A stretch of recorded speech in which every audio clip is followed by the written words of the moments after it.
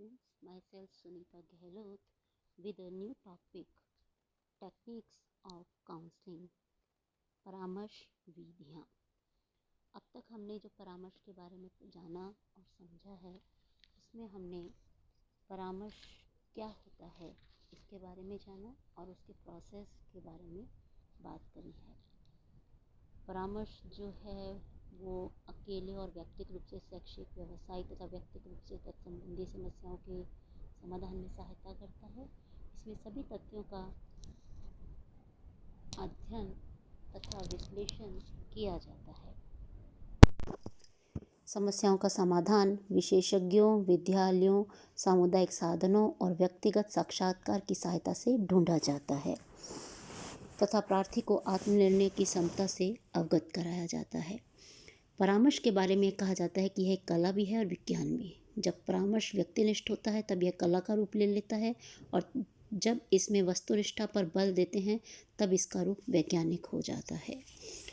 इसके अलावा हमने जो प्रक्रिया देखी थी तो उसमें देखा था कि ये एक प्रोसेस है जिसमें परामर्श दाता और क्लाइंट के बीच एक संबंध होता है, और यह 2 वे कम्युनिकेशन है जिसमें जो क्लाइंट होता है वो अपनी समस्याओं के बारे में अपनी मन की बातों को परामर्शदाता के सामने प्रकट करता है, और परामर्शदाता जो है उसकी बातों को, उसके अनुभवों को सुनकर उसे परामर्श या सलाह देता है या समस्या का समाधान देता है। इसके आगे जो है इसमें कुछ विधियाँ या युक्तियाँ जो हैं अपनाई जाती है जो कि परामर्शदाता को परामर्श देने में मदद करती हैं। ये कौन कौन सी युक्तियाँ हैं जो परामर्शदाता द्वारा टेक्निक्स जो हैं अपनाई जाती हैं या अपनाई जा सकती हैं, उनके बारे में अध्ययन हम आज करेंगे। परामर्श युक्तियों का अध्ययन कई दृष्टिकोणों से किया जाता है। इन विधियों में केवल एक विधि को ही अपनाकर परामर्शदाता परामर्श दे यह जरूरी नहीं है। कभी कभी तो प्रथम विधि से लेकर अंतिम युक्ति का प्रयोग करना पड़ता है। ये युक्तियाँ या हम कह लें विधियाँ निम्न प्रकार से हैं। पहली है इसमें मौन धारण, साइलेंस। कभी कभी चुपचाप किसी की बातें सुनना उन बातों के उत्तर देने से अधिक प्रभावशाली होता है। इस प्रकार जब प्रार्थी अपनी समस्या का वर्णन करता है, क्लाइंट जब अपनी समस्या का वर्णन करता है, तब परामर्शदाता मौन धारण कर लेता है। मौन धारण बताता है कि परामर्शदाता प्रार्थी की समस्या को समझ रहा है, उस पर विचार कर रहा है और जो प्रार्थी कह रहा है उसे स्वीकार कर रहा है। दूसरा आता है इसमें स्वीकृति, एक्सेप्टेंस। कभी कभी परामर्शदाता कुछ शब्द इस प्रकार से कह देता है कि उनसे ज्ञात हो जाता है कि परामर्श प्रार्थी को जो कुछ कह रहा है उसे वह स्पष्टतया समझ रहा है, परंतु इन शब्दों को परामर्शदाता इस प्रकार कहता है जिससे प्रार्थी के धारा प्रवाह में कोई विघ्न पैदा न हो। उदाहरण के लिए कह सकते हैं, परामर्शदाता बीच बीच में ठीक है, बहुत अच्छा है इत्यादि शब्दों का उच्चारण करके परामर्श प्रार्थी को यह बोध करा सकता है कि वह जो कुछ कह रहा है उसे परामर्शदाता ठीक समझ रहा है। जैसे हमने मौन धारण में तो ये देखा कि वो बिल्कुल मौन धारण कर लेता है, तो यह भी एक तरह की स्वीकृति है। और दूसरा जो पॉइंट है उसमें है स्वीकृति यानी एक्सेप्टेंस। उसमें जो परामर्शदाता है वो बीच बीच में ठीक है, बहुत अच्छा है जैसे शब्दों का उच्चारण करता है और क्लाइंट को यह बोध करा देता है कि वह उसकी बात से सहमत है या उसकी बात को समझ पा रहा है। तीसरी जो विधि है, जो युक्ति है, जो टेक्निक है, उसे पुनरावृत्ति का नाम दिया गया है, रीस्टेटमेंट। पुनरावृत्ति एवं स्वीकृति परामर्श प्रार्थी को समान अर्थ एवं महत्व रखती है। स्वीकृति एवं पुनरावृत्ति दोनों से ही प्रार्थी को यह बोध होता है कि परामर्शदाता उनकी बात को समझ रहा है तथा स्वीकार करता है। पुनरावृत्ति के द्वारा परामर्शदाता उसी बात को दोहराता है जिसे प्रार्थी ने वर्णित किया है, परंतु परामर्शदाता दोहराते समय किसी प्रकार का संशोधन या स्पष्टीकरण प्रार्थी के भाषण में नहीं करता है। चौथा, स्पष्टीकरण, क्लैरिफिकेशन। परामर्शदाता का प्रमुख कर्तव्य है कि वह प्रार्थी को बोध करा दे कि वह उसे समझ रहा है तथा स्वीकार करता है। परंतु कभी कभी परामर्शदाता को यह आवश्यक हो जाता है कि वह प्रार्थी के वर्णन का स्पष्टीकरण दे, किंतु स्पष्टीकरण करते समय प्रार्थी को यह बोध नहीं होना चाहिए कि उसे बलपूर्वक किसी रास्ते पर डाला जा रहा है। स्पष्टीकरण द्वारा परामर्शदाता प्रार्थी के वर्णन को संक्षिप्त कर उसे स्पष्ट कर सकता है। स्पष्टीकरण में उसी चीज़ को थोड़ा संक्षिप्त या समराइज करके उसे वापस बताया जाता है। तब जो क्लाइंट होता है उसे यह बोध हो जाता है कि सामने वाला जो परामर्शदाता है, जो काउंसलर है, वो उसकी बातों को समझ रहा है। ये थी 4 विधियाँ। अब आती है 5वीं विधि यानी मान्यता। परामर्श प्रार्थी अपनी समस्या से संबंधित विभिन्न विचार व्यक्त करता है। परामर्श प्रार्थी अपनी समस्या से संबंधित विभिन्न विचार व्यक्त करता है। परामर्शदाता इन विचारों में से कुछ को मान्यता प्रदान कर देता है और कुछ को नहीं। जिन विचारों को मान्यता प्रदान कर दी जाती है वे प्रार्थी को अत्यंत अधिक प्रभावित करते हैं। प्रार्थी परामर्शदाता के ज्ञान एवं व्यक्तित्व से प्रभावित होता है।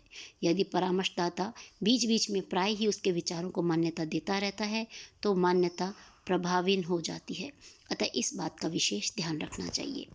यह जो टेक्निक है इसमें बताता है कि अप्रूवल यानी जब जो प्रार्थी है अपनी समस्या से संबंधित विभिन्न जो अपने विचार हैं, अपनी जो भावनाएं हैं वो व्यक्त करता है, तो जो सामने वाला परामर्शदाता है वो क्या करता है कि उसकी बातों को, सारी ही बातों को हाँ में हाँ नहीं मिलाना है, परंतु उसकी जो कुछ बातें जो कि उस समस्या के समाधान में सहायक हो सकती हैं उनको वो मान्यता यानी अप्रूवल दे देता है। और यह भी बात ध्यान में रखनी चाहिए कि अगर बीच बीच में सारी ही विचारों को मान्यता देगा तो वह प्रभावीन हो जाएगा, जो संवाद है वो प्रभावीन हो जाएगा और उसका कोई महत्व नहीं रह जाएगा। यदि वह उसकी जो बातें उस समस्या के समाधान में सहायक हों उन्हीं को अगर मान्यता दी जाती है तो प्रार्थी जो परामर्शदाता का ज्ञान है और व्यक्तित्व से प्रभावित हो जाता है और उसे अपनी बातों को, अपना विश्वास जो है उसका बढ़ जाता है और अपनी बातों को कहने में और अच्छी तरह से सक्षम हो रहता है। छठा आता है इसमें, 6th जो है वो है सामान्य बढ़ावा, जनरल लीड्स। परामर्शदाताओं के द्वारा सामान्य मार्गदर्शन का प्रयोग प्राय उस समय किया जाता है जब प्रार्थी अपने वक्तव्य का एक अंग समाप्त कर चुकता है। सामान्य मार्गदर्शन के द्वारा परामर्शदाता प्रार्थी से संबंधित समस्या के बारे में और अधिक ज्ञान प्राप्त करता है। वक्तव्य का अंश समाप्त होने पर परामर्शदाता पूछ सकता है, इसके संबंध में तुम्हारे क्या विचार है, क्या तुम इस कार्य को करने की क्या योजना बना रहे हो, इत्यादि। इस विधि द्वारा प्रार्थी से अधिकतम वक्तव्य कराया जा सकता है। जो परामर्शदाता है जनरल लीड्स जो करता है मार्गदर्शन, इसमें क्या है, एक जब क्वेश्चन या एक पार्ट जब किसी समस्या का समाप्त होता है तो वो उससे उसी से रिलेटेड जो सामने वाले क्लाइंट की सोच है उससे रिलेटेड उसके बारे में और अधिक जानकारी प्राप्त करने के लिए कुछ प्रश्न करता है, कुछ मार्गदर्शन मांगता है, कुछ मार्गदर्शन करता है। और इसको किस तरह से इस विधि के द्वारा वो अधिक से अधिक बातों को उससे व्यक्त करवाने में सक्षम रहता है, लीड करता है और इससे जो समस्या है उसका जो समस्या का अधिक विस्तृत रूप परामर्शदाता के सामने आता रहता है। फिर आता है विश्लेषण यानी एनालिसिस। व्यक्त समस्या के समाधान हेतु परामर्शदाता समाधान प्रस्तुत कर सकता है, परंतु इस समाधान का वह प्रार्थी से बलपूर्वक प्रयोग नहीं कराता है। वह केवल समाधान प्रस्तुत करता है, बाकी प्रार्थी पर छोड़ देता है कि वह समाधान को स्वीकार करे या अस्वीकार करे या संशोधित करे। परामर्शदाता इस संबंध में प्रार्थी पर किसी प्रकार का दबाव नहीं डालता है। अब जब क्लाइंट जो है अपनी समस्या का समाधान रखता है, क्वेश्चंस पुटअप करता है और जो क्वेश्चन सामने वाले परामर्शदाता काउंसलर ने पुटअप किया है उनका वो आंसर देता है, तो एक समय ऐसा आता है कि जो व्यक्त समस्या है उसके समाधान हेतु परामर्शदाता जो समाधान है एनालिसिस करता है और उस समाधान को उस प्रार्थी के सामने रख देता है। वह उसके ऊपर बल प्रयोग नहीं करता है कि उसको फोर्सफुली उसको वो प्रयोग करने को नहीं कहता है, वो सिर्फ ये प्रार्थी पर छोड़ देता है कि जो समाधान परामर्शदाता ने उसको परामर्श के रूप में उसको दिया है वह उसको स्वीकार करे या अस्वीकार करे, यह सब पूरा का पूरा प्रार्थी पर निर्भर करता है। उसे किसी भी तरह का दबाव या फोर्स नहीं डाला जा सकता। फिर आता है विवेचना यानी इंटरप्रिटेशन। परामर्शदाता को केवल उसी वक्तव्य की विवेचना करनी चाहिए जो प्रार्थी ने दिया है, उसे अपनी तरफ से कुछ नहीं जोड़ना चाहिए। विवेचना के द्वारा परामर्शदाता प्रार्थी के वक्तव्य से निष्कर्ष निकालता है। इन निष्कर्षों को प्राप्त करने में प्रार्थी अकेला असमर्थ रहता है। परामर्शदाता द्वारा निकाले गए निष्कर्ष अन्य परीक्षणों द्वारा निकाले गए निष्कर्षों से मेल रख सकते हैं अथवा नहीं भी रख सकते हैं। विवेचना यानी इंटरप्रिटेशन, यह विधि ये बताती है कि परामर्शदाता जो है जो भी अब तक जो प्रार्थी है या जो क्लाइंट है उसने अपनी समस्या उसके सामने रखी है, उससे वो कुछ एक निष्कर्ष निकालता है और यह निष्कर्ष जो है वो उस निष्कर्ष निकालने के बाद प्रार्थी के सामने रखता है। ये वही निष्कर्ष होते हैं जो प्रार्थी अकेला नहीं निकाल सकता है। उसकी समस्याओं को सुनने के बाद परामर्शदाता उससे यह रिजल्ट या सलाह देता है कि वह ये जो निकाले गए निष्कर्ष हैं उनको स्वीकार भी कर सकता है या अस्वीकार भी कर सकता है। और परामर्शदाता इसमें अपनी तरफ से कुछ भी नहीं जोड़ना चाहिए। जो समस्या का सामने रखी गई है उसी के समाधान से रिलेटेड जो है निष्कर्ष जो है निकाला जाना चाहिए। फिर आता है परित्याग, रिग्रेशन। कभी कभी देखा जाता है कि परामर्श प्रार्थी की विचारधाराएं बिल्कुल त्रुटिपूर्ण हैं। इस अवस्था में इन त्रुटिपूर्ण विचारधाराओं का परित्याग करना अत्यंत आवश्यक हो जाता है। परित्याग का प्रमुख उद्देश्य प्रार्थी की विचारधाराओं में परिवर्तन लाना है। प्रार्थी की विचारधाराओं का परित्याग करते समय परामर्शदाता को अत्यंत सावधानी रखनी चाहिए, क्योंकि हो सकता है प्रार्थी इस परित्याग का गलत अर्थ लगा ले और उसमें विद्रोही भावनाएं पैदा हो जाएं।